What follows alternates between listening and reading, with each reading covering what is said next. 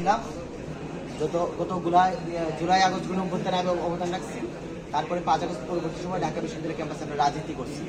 এই সময়ের মধ্যে যখন 5 আগস্ট ঘটলো, তারপরে একটা গোষ্ঠী ঢাকা বিশ্ববিদ্যালয় ক্যাম্পাসে যে অবস্থান নেওয়ার চেষ্টা করছে গোপনভাবে, যে আপনারা সবাই দেখছেন, সেই বিষয়ে আমি সবসময় অনলাইনে অবজারভেশন ছিলাম, এই জন্য তাদের আমি চোখ করেছি। তারপরেও আমি সেই সব প্রতিক্রিয়াশীল গোষ্ঠীর বিরুদ্ধে আমার কণ্ঠস্বর জারি রাখছি। বাংলাদেশ জাতীয়তাবাদী ছাত্রদল তার কণ্ঠস্বর ওইসব প্রতিক্রিয়াশীল গোষ্ঠীর বিরুদ্ধে জারি রাখছে। আমরা জগন্নাথ হলকে যেভাবে দেখি যে সংস্কৃতি চর্চা এবং মনোরঞ্জন চর্চার জন্য প্রতিষ্ঠা লগ্ন থেকে জগন্নাথ হল সেই সময় নেতৃত্ব দিয়ে আসছে, এখনো নেতৃত্ব দিচ্ছে। ভবিষ্যতেও ঢাকা বিশ্ববিদ্যালয়ের যে প্রগতিশীল চরিত্র, সেই চরিত্রের সাথে মানানসই যে সংস্কৃতি, সেই সংস্কৃতি অব্যাহত রাখার জন্য জগন্নাথ হলের ভূমিকা রাখা অত্যন্ত গুরুত্বপূর্ণ।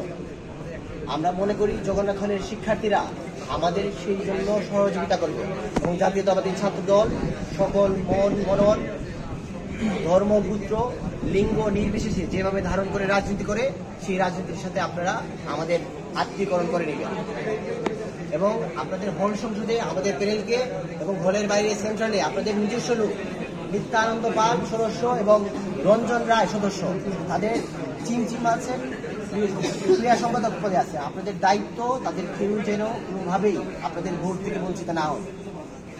আমরা আপনাদের কাছে দায়বদ্ধ, কমিটেড, যে আপনারা যে ধারায় চিন্তা করেন, যে ধারায় ভাবেন, সেই ধারায় যাতে আপনারা কাজ করতে পারেন, সেই পরিবেশ আপনাদের দেয়া।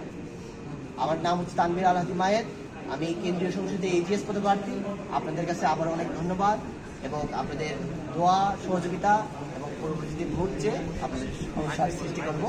ইনশাল্লাহ আপনারা সবাই আমাদের দোয়া করবেন।